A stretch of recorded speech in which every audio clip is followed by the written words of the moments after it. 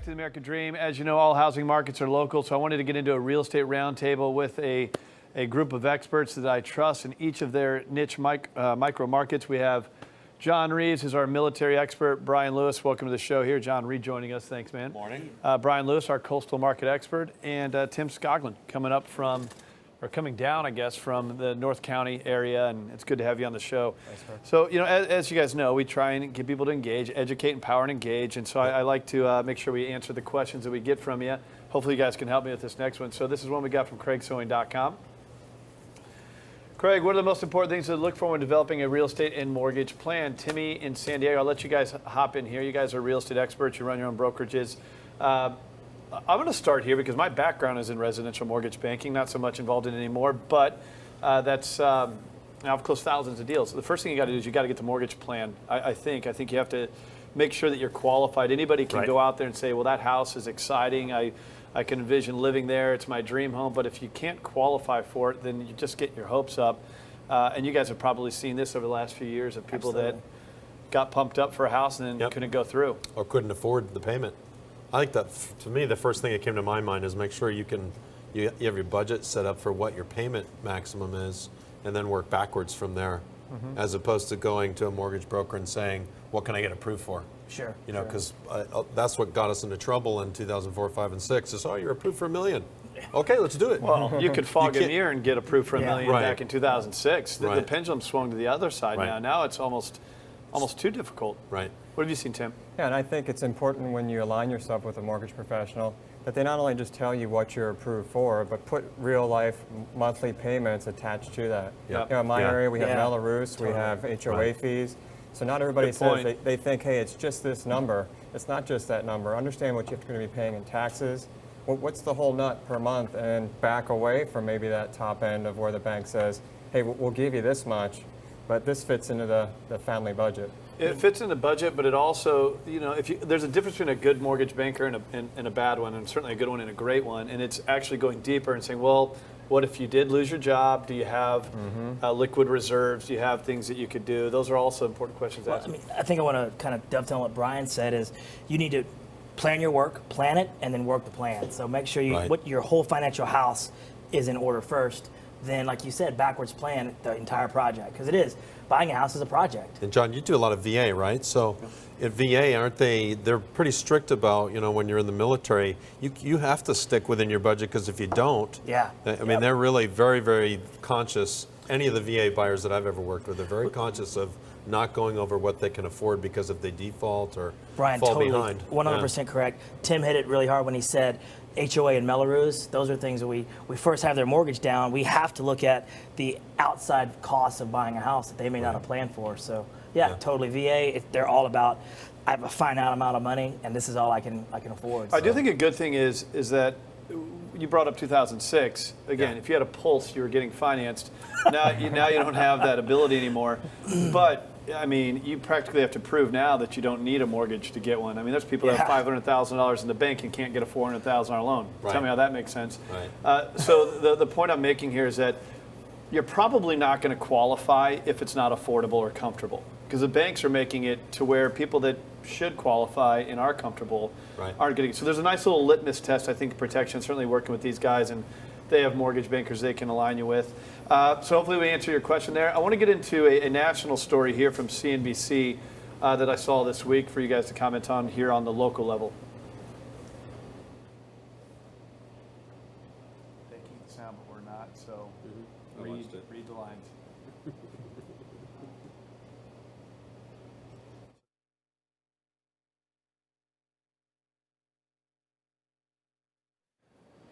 So new home sales were up. If you can read, you picked up on the message of that one.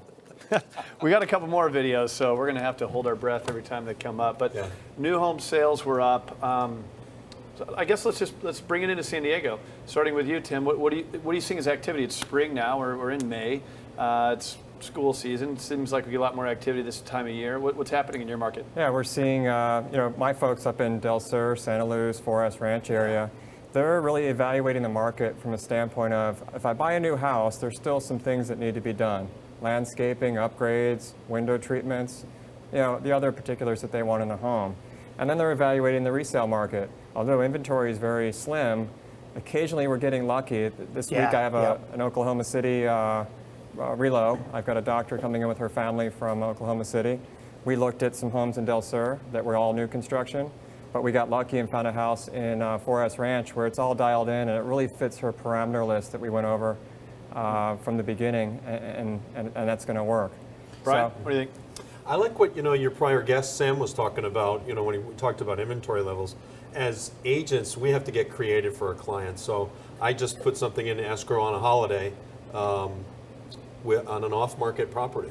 2 of my escrows are off-market properties. Yeah. So we're having to get super creative and go outside of the box and knock on doors and say, hey, I like to tell clients, just pick the neighborhood. I'll go knock the neighborhood and we'll find you. So if you're a buyer, you have to be empowered with some creative ideas to go to find the deal that's not on the market. And you actually spoke about that earlier in the show. Yeah, I mean, we'll actually walk up sometimes with a flag and a picture of the veteran saying they want to buy a home. Right. They've served our military. They just got back from long deployment. Want to buy a house. Can't find anything out there. Are you willing to entertain this? Yeah. Great results. You know, Yeah. it's a warm. It's not some cold telemarketer, cold call. You're knocking on their door. You're presenting a picture of them. Very warm. So. I think it's incredibly important to paint a picture for sellers. Yep. In this market. Well, Tim, like your market is one that does have a lot of new homes. Yep. The rest of the county, there's not a whole lot of As new a homes. newly built home. Yeah, newly built. New construction. Yeah. Del Sur, great area. I mean, it's all new builds. There's nothing like that anymore. What do you think of buying those? They're good. I mean, you have the school district as the primary draw. Sure. So, and then aside from that, the amenities that we have in the area, the sports programs, the parks, it's all Pre-planned. family driven. Yeah, So, it's we're great. getting that dual income family that's coming in there and settling in there for the next 12, 15, 17 years as the kids Buying a new matriculate through home school. isn't like buying a car. When you drive it off the lot, you just lost all half its value. Right. Buying a new home, it's kind of cool. You have that new home smell. You can actually pick out a lot of things. It's great, to kind of choose your options of the home, and it can hold its value.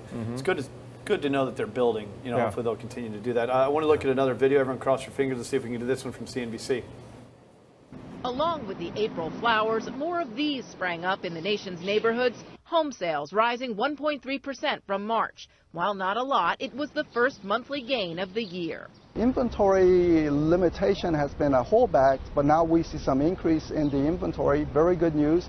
A lack of homes for sale has been plaguing the market and pushing prices higher at an unhealthy pace when compared to demand.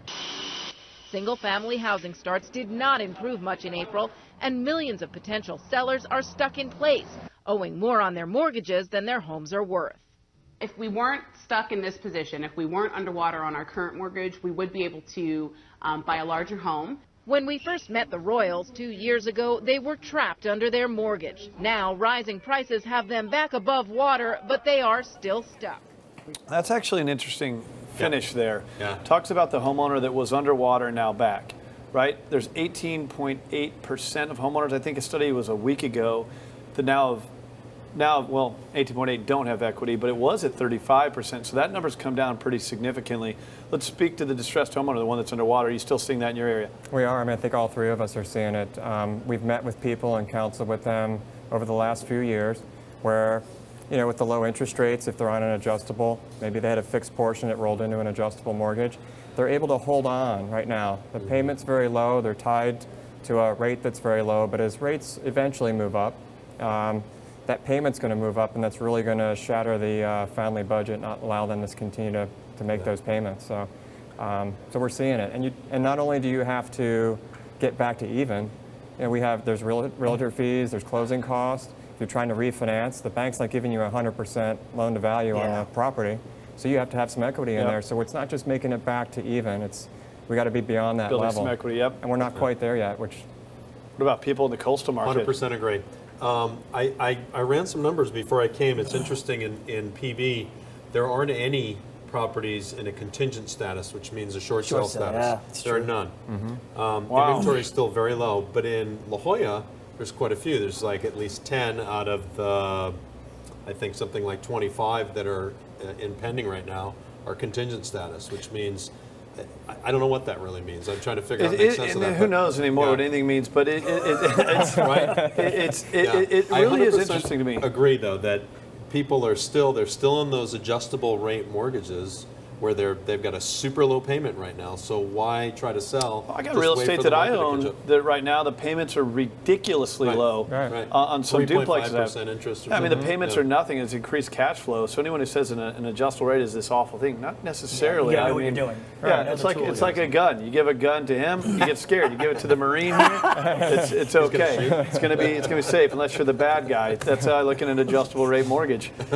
But you know, another thing about the people that are underwater, if you've survived to now, keep Just going. push through. So I Push think when through. we see Just people hang that are on. underwater that are now short selling, it's probably because something happened. The sequester happened, or someone lost their job or got sick. Yeah. And it's not, well, the market crashed and everybody's doing this. It's, man, I fought as hard as I could, but now I've got issues. And of course, if you're in that situation, visit us online. We'd love to help you. craigsewing.com, and I'll connect you with these guys depending on what market you're in.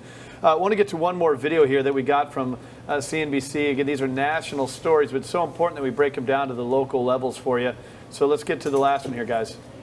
Big news here is we're breaking a downward trend.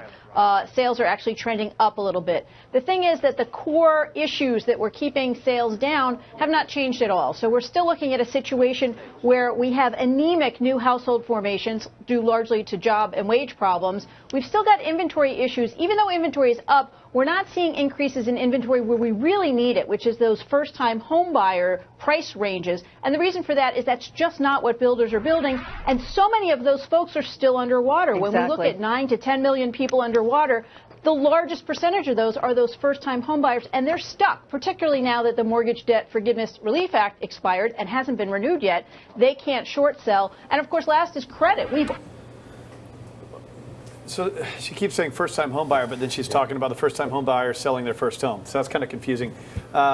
You should be able to short sell. You should be able to get modified. We can help you. We just spoke to if you're underwater and you need help. But speak to the first-time home buyer. What do they need to know? I mean, most of our market is first-time military. A VA buyer. Huge for the first time. Most important thing about the first-time home buyer is go in with the right expectations. You may not get a home on the first try. You know, it's a little tougher right now because there are so few homes available. Like they talked to the inventory, it's a little more challenging for a first-timer. Can you be a first-time home buyer in the coastal market? Yeah, I want to say yes very badly. I really do. But the median, what's closed in the last 30 days in PB is approaching $1 million. It's getting tougher. Median price. What's closed Great for the move up in buyer. La Jolla is $2 million. Wow. Yeah. So the inventory levels are coming up in the higher end that market. market is on fire. But it's still very, very tight in the sub-$1 million So you got the first-time home buyer here. You have the different markets. He's a VA guy. He should come into your market with those guys. Right. Coastal market, move up buyers. You got a lot of money, but first-time home buyer. You're a good market for that. Yeah, well, I think we're seeing a couple different trends in my market. Certainly the baby boomer that now has kids that have moved on are selling that big home. We're selling that home that they either own outright or have a very small mortgage because they've worked to pay that down. And they're either, unfortunately, maybe mom or dad has passed and we're left with one parent. That parent's moving in and then supplementing that household budget every month.